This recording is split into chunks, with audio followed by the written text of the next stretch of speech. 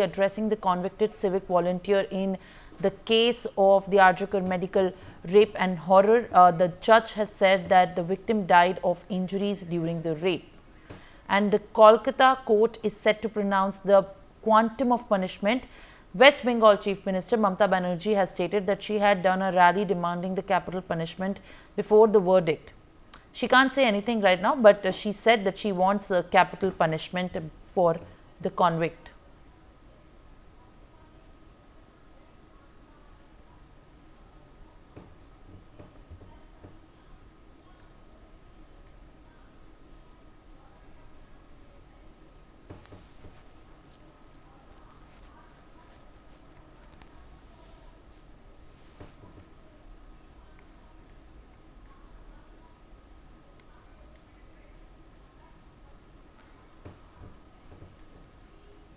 All right, viewers.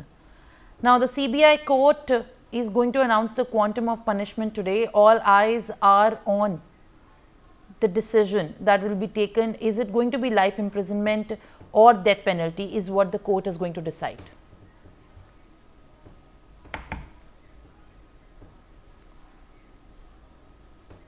Former IPS Sanjay Roy is joining me live on the broadcast. Thank you very much for joining us live. And as we are also awaiting the decision and the announcement by the court on this very important case which has shocked the nation, the convict Sanjay Roy has been produced before the court, and all eyes are on if the announcement will be for the capital punishment or life imprisonment. How do you view these developments and the hearings that are very crucial and closely being monitored? So the trial is over and this person has already been convicted. Only the nature of sentence, which will come in a couple of minutes or couple of hours from now. As far as the investigation by CBI, initially by Kolkata police, I think both have fructified with regards to Sanjay Roy being the main culprit and being taken through the procedure to the final justice, wherein he will either be given life imprisonment or capital punishment. But what is happening in a parallel manner is that there doesn't seem to be a proper satisfaction with regards to the fact that this whole crime was given physical proper action only through one single individual. It primarily means that Sanjay Roy was not the only person who has conspired of the crime and who has brought the crime into effect. So the parents of the victim, they feel there is more to the story, and I remember very correctly while attending large number of TV panel discussions post this particular crime, that people were not convinced of the fact that this fellow is the only criminal involved. Suffice to say that the general administration and the caucus which was operating in RJK, the whole administration since around 2002 or 3, that was in shambles, and all sorts of illegal activities were happening on the campus of RJK, and very clearly and neatly supported and facilitated by powers that be. So that was primarily what was coming up during those discussions. Now, on the DNA side, the CFSL report also says that there is DNA listing on of 5 persons, and also some 68 people were moving as per the CCTV footage.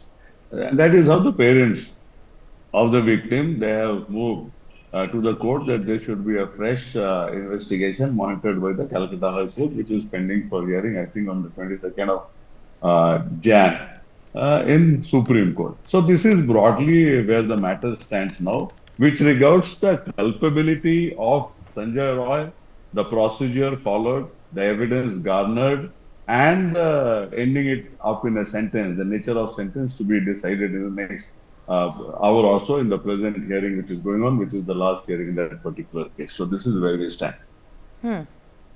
All right, Mr. Sahai, thank you very much for being with us. I'll request you to kindly stay on with us on the broadcast, as we are also closely monitoring the live updates that my colleague is bringing to us from outside the court, where the court has asked everyone to vacate the courtroom and will now again sit and decide the decision about the quantum of punishment. Renik, bring us the details from the ground that you are fetching at this moment from outside the court. देखिए court को अभी pause किया गया है और दोपहर 2:45 पर court room फिर से रिज्यूम होगा और सजा सुनाया जाएगा संजय रॉय को, ऐसा ही जज की तरफ से कहा गया है। संजय रॉय को आज कोर्ट में पेश किया गया था सुबह 12:36 पर। उसी टाइम पर संजय रॉय के साथ जस्टिस का जो कन्वर्सेशन कंप्लीट हुआ। उसके बाद जस्टिस की तरफ से संजय रॉय को 2-3 सवाल किया गया। उस सवाल का जवाब संजय रॉय ने दिया और संजय को बोलने का मौका भी दिया गया था आज कोर्ट रूम में। और उसी टाइम पर संजय का जो बयान था, संजय की तरफ से जो अपील किया गया था, वो संजय का पूरा बयान जस्टिस सुने। उसके बाद ही जो क्लोजिंग स्टेटमेंट दोनों पक्ष को देने के लिए अपील किया गया। उसके बाद सीबीआई का जो एडवोकेट है उनके तरफ से एकदम जस्टिस अनिरुद्ध दास के सामने अपील रखा गया कि ये rarest of the rare case है और इसी वजह से संजय रॉय को फांसी का सजा दिया जाए। दूसरी तरफ संजय रॉय का जो एडवोकेट है उनके तरफ से ये जो फांसी का सजा रद्द करने का मांग भी रखा गया है। डिमांड किया गया है कि संजय रॉय को फांसी ना दिया जाए, संजय रॉय को उम्र कैद का सजा दिया जाए, ये डिमांड रखा गया है। ये सुनने के बाद ही कोर्ट जस्टिस की तरफ से कोर्ट को पॉज किया गया है और 2:45 पर फिर से ये केस रिज्यूम किया जाएगा और 2:45 पर फिर से ये केस का जो सजा आज शियाला कोर्ट की तरफ से प्रोनाउंस किया जाएगा। यानी और भी कुछ घंटे का अपेक्षा करना पड़ेगा।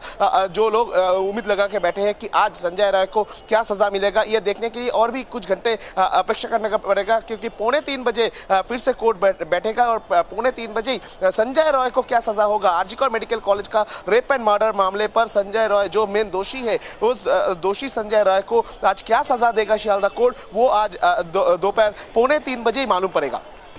Well, all right. As my colleague Ranik is bringing to us that all eyes are now going to be on the time when the court will decide the announcement. And as we are learning in the Arjikar rape murder case, the judgment and the pronunciation of the punishment will be announced at 2:45.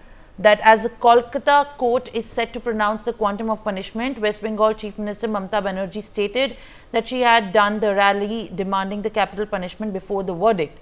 She can't say anything right now as what she has said, and she is also demanding for the capital punishment. The CBI has stated that the society has lost a doctor, and CBI said that this is the rarest of the rarest crimes. The doctor was on duty. Not only the family has lost a member and a daughter, but the society has lost a doctor. The CBI calls for a stronger punishment, stating that the culprit should be given death penalty. CBI lawyer seeks capital punishment. Dr. Subarna Goswami, who is the Additional General Secretary, All India Federation of Government of Doctors Association, is also joining me live on the broadcast. Appreciate you joining me live, ma'am. We still have to wait for a bit more till we get the announcement on the decision by the Sealdah court. But given at the proceedings that are happening inside the court, the lawyer of the convicted accused Sanjay Roy has been demanding that the court has to show why the convict is not worth reformation or rehabilitation. These are exactly the parts of the statement that he has also submitted before the court. In your opinion, and in such a case, what do you think the accused side making these kind of statements when there has been a complete call for the capital punishment? See, we are not in favor of capital punishment because most of the civilized countries are now refraining from awarding capital punishment to all. Not only that, but also that, there is a setting between the central government and the state government and the central agency and the state agency. That's why the other perpetrators are being shielded.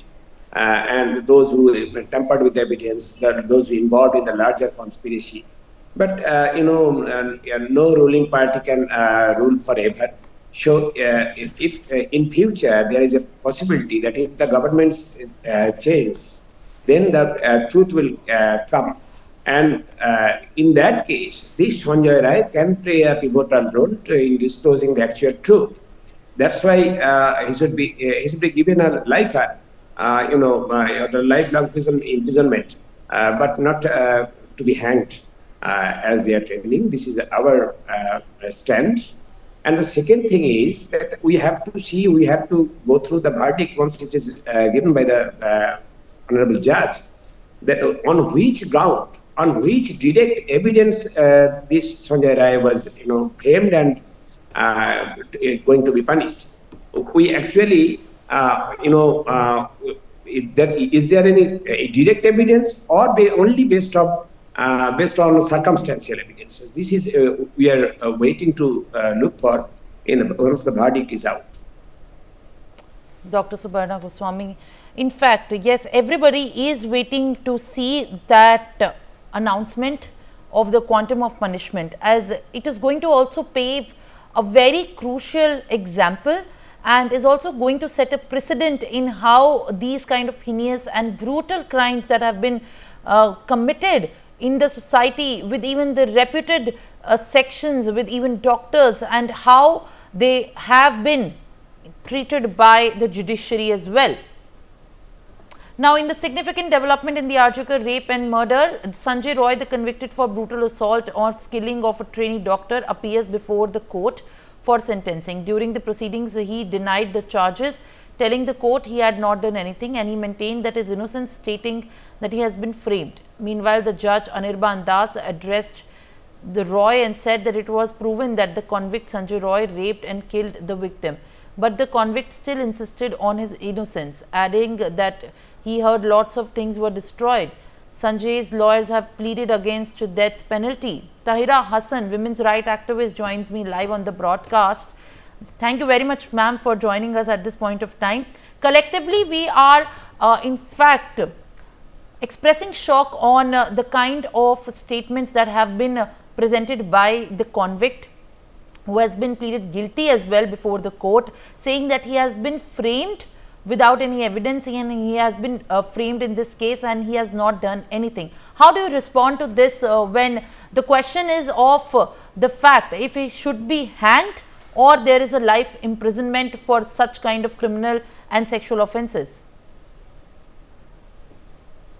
I am not in favor of capital punishment, because a capital punishment is not the solution of to curb these type of violence, to stop this type of violence, But of course, minimum could be a life imprisonment and maximum could be a capital punishment. And it is rarest to rare case. So he could be given a capital punishment. Maybe it depends on the honorable court, how they are going to see all the evidences, how the evidences have been collected. Because it is always that depends on the evidences which are collected by the investigating agencies. These evidences are produced in the court, and the honorable court always give the judgment on those evidences. So evidences, if you have picked up properly and produced in the court properly, then the court will give the decision on those evidences. But the question is still there, that how this civic volunteer managed to enter in the medical college to commit such a crime in the night. And the other thing is why the accountability has not been fixed on the administration also. And the mother of the victim is saying that there are other people also. It is not a judgment. Justice is not be completed unless or until the other culprit will also be brought to book. So I think this should also be taken. Maybe others are not involved, but the investigation should be proper. Whether a proper investigation has taken place or not, this should be taken. How he entered, this should be cleared by the administration. Why there is not a working CCTV cameras? Why there is no security for the doctors who are serving to humanity and working, and this young doctor was on duty, night duty. So this means this is another angle also you see. That is the patriarchy is trying to push the women within the four wall also. See this also, that women should work 10 to 5. Most of the people are saying these doctors work in night also. If there's some journalist will go in night to do her crime story, then just said, oh, why she is going in night? If she will go in night, something will happen. So who has made these laws? Why it is only for the women? That they cannot go out in the night. It is a state duty to provide the protection to the women, and it's an institution that provides the protection to the women and security to the women. So system should be in the proper place, I think. This should be done. This is not a one case. After this rape case, so many rape cases took place within a month. So what? How to curb these cases? Only we shout at the top of voice about the women empowerment and the women Sashakti. I mean, this is not a way to empower the women. First, stand with the women. Only one positive thing I find, that the mother of this culprit, she came out and she said, "I'm also mother of three daughters, so I can feel the pain." Now the women are not protecting, mother is not protecting her son. She said, "Okay, hang him if he has done this crime." Same thing the sister said. The ultimate punishment must be given to him. So this is a positive one sign I'm seeing in this case, that now the women come out. They are not protecting their culprit brother or culprit son. They stand with the women, stand with the women, stand with the justice for the this victim. So this is a one positive sign, and the court will, of course, pronounce that this is a rarest to rare case, no doubt. So capital punishment might be given to this man, this culprit. I will call him Hewan. The way he has committed the crime, it was a heinous crime, you know. The way he just raped the girl and murdered her. And this is something, I mean, I will not say sad, but very, I mean, I feel angry and very, this thing that as a women activist, I have been working for the women for last 25 years, and constantly I'm seeing the women's All body right, is Tahira violated. Hussain, thank you very much for taking the time and putting your side at this point in the front of viewers, where you are very categorically saying that you are against the capital punishment. Joining me live also on the broadcast is Supreme Court advocate KV Dhananjay. Sir, as we have just heard one of my guests saying that there is a complete divide when we talk about capital punishment or not, where also the judges in the court in the past have reiterated that for the rarest of the rare cases, the capital punishment is granted, and that is the only way for the victims and for all the people who have been affected to feel that justice has been served. Do you differ, or do you in a legal side of it, do you think this is where the case also is divided in the case of Arjikar Medical College rape and murder? The debate on capital punishment, I'm sure there are several other days on which a debate could be held, but this would be a bad day to hold that debate for two reasons. The law permits capital debate in India, and as much debate is permissible or possible on this issue, we've had this debate, and as far as I'm concerned, I don't really have a clear opinion on it for two reasons. The Europe, large parts of Europe have done away with capital punishment, and they've in fact, relatively per capita, in terms of per capita crimes and all, they have lesser rates of crime, lesser rates of rapes in those territories. So one cannot possibly argue that capital punishment is indeed necessary to deter rapes because Western Europe actually proves that. So that argument should be out of the window. But on the other hand, it's a matter of culture, it's a matter of public opinion. Public opinion, I think, is for capital punishment. And as a lawyer, I used to have a very strong position on this, when I started. But over the last 25 years, I've come to see that it's important to have a very fluid position on this, because if, let's say for a moment that I have this position that capital punishment is immoral, then I may not be really grasping the sentiment of the victim's family there, right? And I mean, I can't go say that to their face. So I don't really know what to say. But then coming back to the case at hand, the sentencing should be pronounced shortly. And the most punishment that could be awarded in this case under the law would be a capital punishment. Now, it's important also to recognize one thing in India, which is capital punishments are awarded in a good number of cases in the trial courts. But in almost 50% of the time, that is reversed by the appellate courts. You see, if a capital punishment is awarded, that's a death punishment is awarded, then the accused has owed a compulsory right of appeal to or rather, even if the accused is not interested. Now, in this case, we've got to know that the family members of the accused have disowned him, and then they have said they don't want to appeal and all that. But the law works differently. Now, if hypothetically, if this person is awarded capital punishment today, then the law will in fact ensure there is an appeal filed to the High Court of Calcutta. And the High Court of Calcutta has to mandatorily hear that appeal. The High Court can't say that, look, are you interested in pursuing or not pursuing? Because the law under the Constitution in this country requires courts to deal with capital punishment matters on a mandatory basis. And let's also assume that the High Court of Calcutta sustains the capital punishment for this convict. He's not an accused anymore, he's a convict under the law. Then, under the Constitution itself, there is a mandatory appeal to the Supreme Court also. And all of these things take a lot of time. The judgment of conviction has come barely 5 months after the gruesome incident, the ghastly incident. I think all of us should be shocked, and we should continue to be outraged over what happened. What happens, like I was coming back to the fact that in India, a good number of capital punishments are awarded by the trial courts, but 10 years later, 15 years later, you find half of those sentences or half of those decisions are reversed in appeal, and even after someone's capital punishment is sustained all the way in an appeal to the Supreme Court, there is a substantial time after that. 7 years, 10 years, 15 years, and most of them expect their punishments to be commuted. We don't we don't hang people to death. You look at our last 35, 40 years, very few people have been hanged to death in this country. So it's also important to take note of that.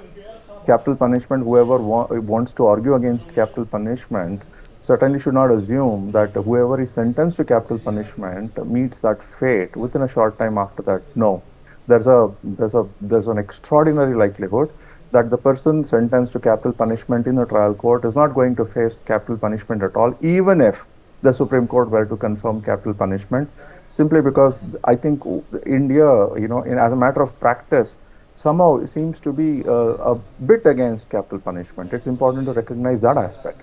Now, that's outside of all the debates that we have, outside of all the social debates that we have. We are slow in hanging people to death. And our last 40 years of conduct in India will bear that out. Again, to come to that conclusion, one should not just look at the judgments and see, oh God, the Supreme Court has in a good number of cases upheld capital punishment. I mean, that's not the end of it. There is so much more that happens after the Supreme Court finally concludes its part. So, while the debate certainly will rage, and I'm sure it will continue to rage on forever, as a matter of practice, India seems to be somewhat against capital punishment in terms of its conduct. However, in terms of what it says, the law is very clear. Capital punishment is legitimate. Capital punishment can be awarded, and capital punishment is, of course, awarded in a good number of cases. Having said that, there's another aspect I also want to point out. Public outrage is fluctuates somewhat. And the public outrage that the RG Kar medical rape incident, witnessed is not going to be there like 3 years down the line, 4 years down the line. So when the High Court is dealing with this matter or the Supreme Court is dealing with this matter, the outrage is not going to matter at all. What would matter is, did the trial court ignore the outrage and objectively look at the evidence before it and come to the conclusion that the convict deserved to suffer life imprisonment? I mean, we are assuming that the punishment here will either be life imprisonment or death penalty. Looking at the media reports over the fact that he was convicted, it didn't seem like the court reluctantly convicted. For more such videos, subscribe to the Newsx YouTube channel, hit the bell icon.